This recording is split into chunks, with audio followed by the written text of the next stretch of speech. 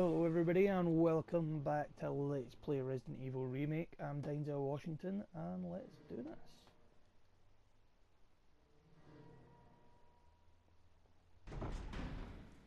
So, as of the end of the last section, we fought Lisa, kind of, and we got to the labs. Very important part of the game.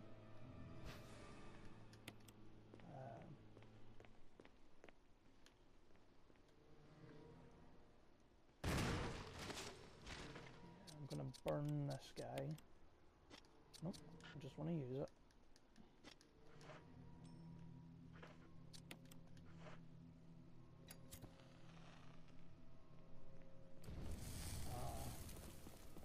Yeah, the labs are not a particularly long section, to be honest, especially once you've played it a couple of times.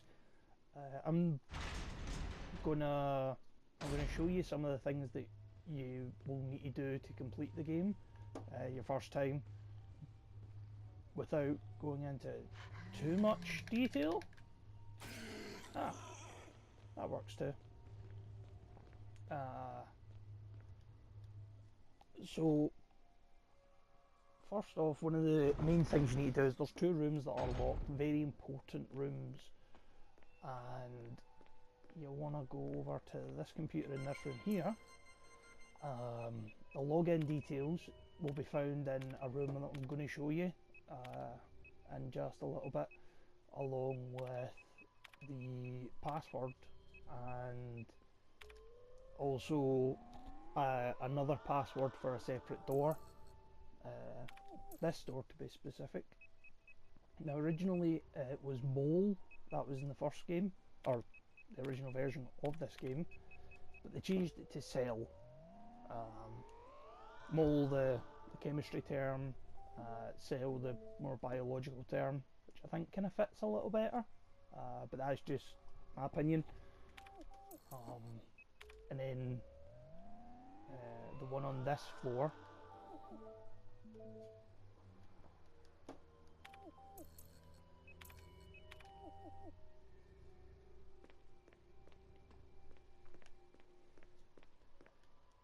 I'm going to pick up this hand grenade to make up for the one that I've just used. I'm also going to pick up these lovely magnum rounds. They will be very helpful. So this kind of main corridor room is basically just a big giant circle. There's another zombie down here. Never really need to go down that way. Not really. It's longer, there's more enemies. It's just more of a hassle. Now this room right here is where you'd actually get all that information. The passwords and the login. You get it from this researcher's letter talking to his dearest Ada. That's a reference to a character who, for whatever reason, has kept popping up in games. But I do think it's kind of cool that even in the original version it was still John and Ada with a login and password to get onto the computer. So that showed even then that Capcom were kind of on the ball. They had threads and plans going forward if this was a success. So this right here is where you get the second password that you need. You take that and then you put them up on the board. And you come over here, you can see that there's part of that is glowing red, there's part of that glowing red. So I'm not going to pick this up, but I'm going to look at the note that's also on the board. Tells you what all the names of the different body parts are. So if you want to unlock the electronic door, put the initials in alphabetical order. And that gives you C for colon, E for esophagus, and then L, I think, for liver and large intestines. Although I could be wrong, it might be the lungs. But either way, it's C, E, and double L. So cell. So, as I say, I wasn't really going to sit and do that puzzle, but I thought probably best to explain where I got that information from. I know there's a lot of people out there that they kind of prefer to solve puzzles properly the way they're supposed to be solved. So, some more lovely Magnum rounds. Now, there's this slide filter. I'm not going to take it, but I'll show you where you can use it, and I'll let you kind of discover the information that you can glean from it yourself if you play through the game.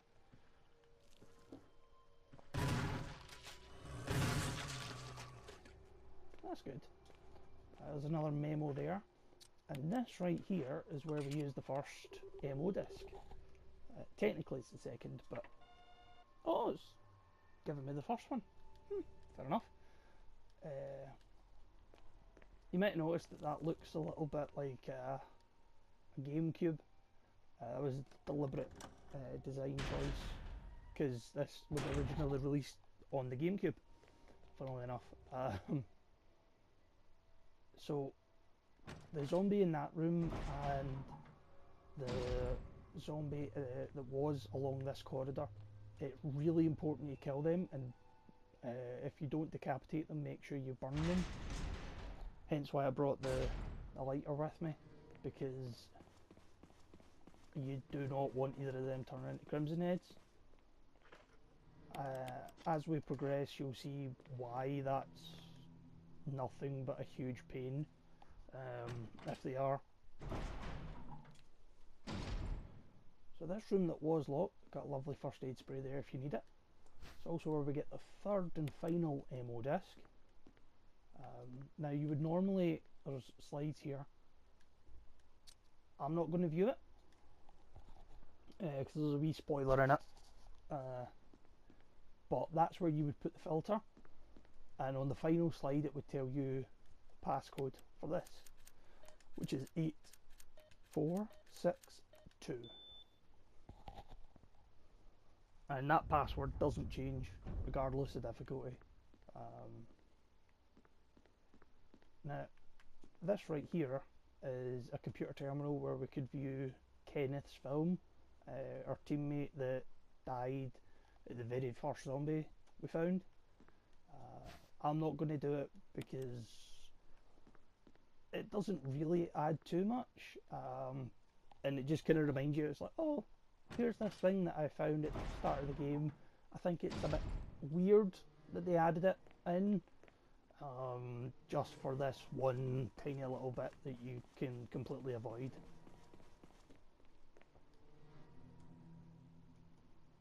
So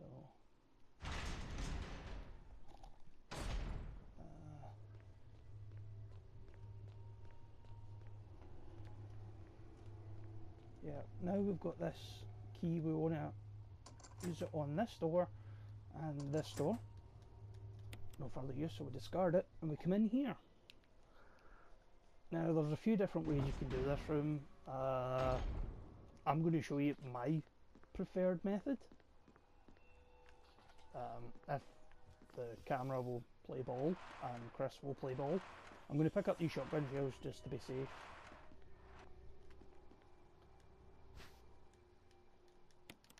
And what you want to do is come through here. Now you can drop down and look around that room. There's not much to see, and there's just a monster, a unique monster that's only, I think, in this Resident Evil game. There we go.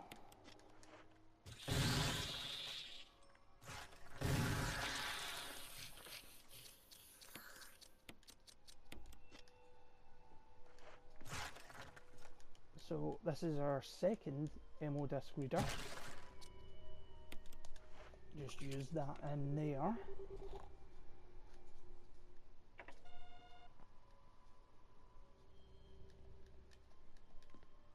Now, what the game wants you to do is once you've done that, sorry, I should have shown you this before I climbed through, crap, is push that, because as I said, it is the same room, but I find this way to be a lot easier, and you normally avoid all the enemies, so you don't take any damage, you don't have to worry about that. And we're done with that room. We're making pretty good time here, I've got to say. I've tad surprised kind of how well we're doing.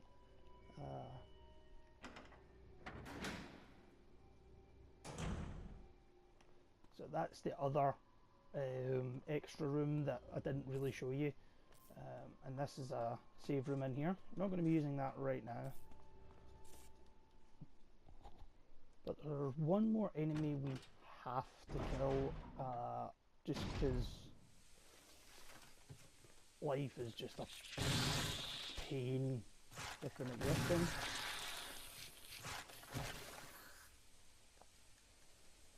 So, yeah, we need to go and find ourselves some more fuel that has a large percentage of nitrogen as the main component for it. Now it did say no running, but before you actually fill it up you can run, and it doesn't really cause you any problem at all, and to be honest you can get away with like half a second of running once it's full, but you don't really want to push your luck with it, which is why I'm going to be using the D-pad instead of the stick to get about. Now you might be starting to see why I said that those zombies had to be killed and made sure they weren't going to turn into crimson heads, because if it's not just running that gets us killed, if we get attacked we explode as well, which is not fun. To be honest, this is probably the longest section of the game.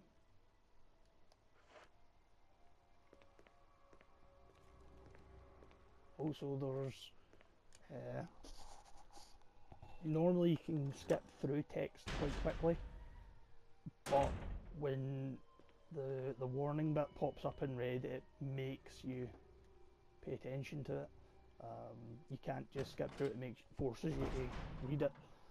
So I've got to say that was actually quite a nice wee bit of design by Capcom on that one, because a lot of people would probably just go, yeah, I don't care, and then they run and they're like, oh no, you never told me I couldn't run, and then obviously they did tell you, people just didn't pay attention. So now this bit's pretty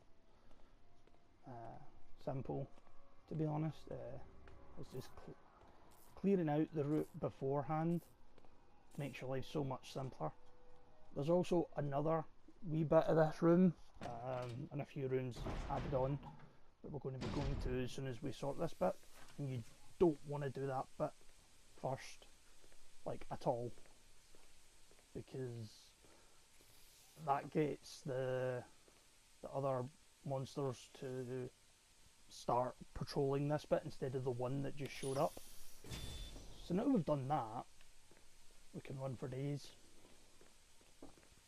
It doesn't matter. To be honest, you can just completely run past these enemies and it doesn't make a lick of difference.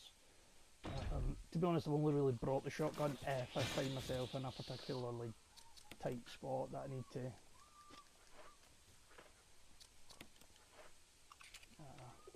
get out of. Satsu has managed to use all 3 MO discs, and hopefully actually I can get to show you what it is that they are not. As I said, they're reasonably easy to dodge. On harder difficulties they are slightly more aggressive, but the fact that they're more aggressive makes them more predictable, if that makes sense. So yeah, they've got that big long attack, and they also can do a leaping jump at you, which, while these monsters were never in any other Resident Evil games, as far as I'm aware, there are similar monsters like brain suckers, or I think it's called drain demo. I could be totally wrong on that.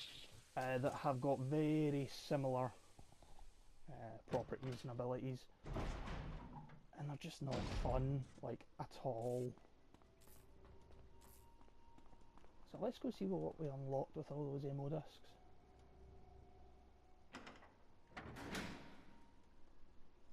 Nah, if I'm not mistaken, because it has been a while since I've actually seen what we're about to see, I normally just kind of ignore, because this is an optional bit. We can come and just do this at the end,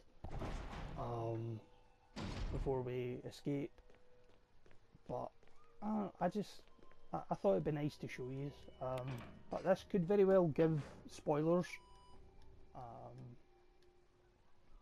But yeah, it's a nice scene. I like it, and I think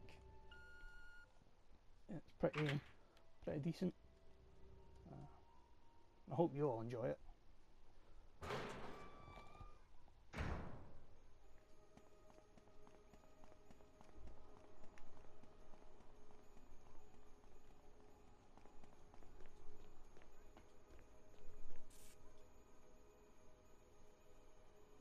Chris? Jill. Chris, Wesker's the... I know.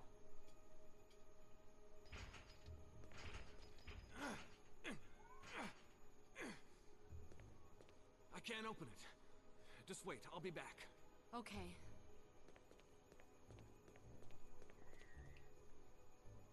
So yeah, that's where Jill's been this whole time. And as I said, spoilers, Wesker is the double crosser, the traitor. So and that's pretty much it for this episode. Gonna do a wrap up video. I'll show the full credit scene as well, and do a little bit of kind of outro stuff after that. But in the meantime, as always, comment below with any feedback, suggestions. Did you like it? Was I loud enough? Did I talk too much? Did I not talk enough?